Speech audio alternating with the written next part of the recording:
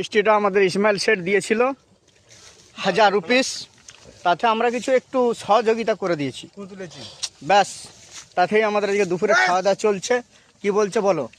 ব্যাস ইসমাইলদা এত হয়েছে, ইসমাইলদা পুরো একদম পুরো ভিজে গেছে ঘামে। হ্যাঁ, ইসমাইলদার মুখটা একটু দেখা ভালো করে। কপালটা দেখি, ঘাম কই? হ্যাঁ আছে, ঘাম আছে। এখানে চলছে আমাদের, এটা হচ্ছে আমাদের মেহেদি বাবা, হ্যাঁ, আর আমাদের পোকো মামু।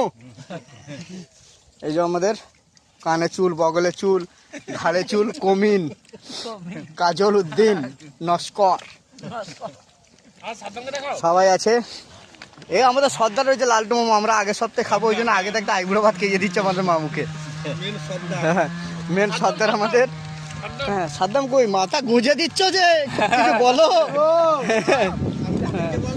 ফটিকে দাও, ও খালি ঘষছে, খাচ্ছে নি। খেয়েছো দেখি? আমার মামু খেয়ে পুরো জাল্লাদের মতন ট্যাংরা মাছ হয়ে গেছে, জাল্লাদ হয়ে গেছে খেয়ে। সালেম তুমি কিছু বলো, তোমার তো ঠোঁট লাল, চোখও লাল, আর কি হবে?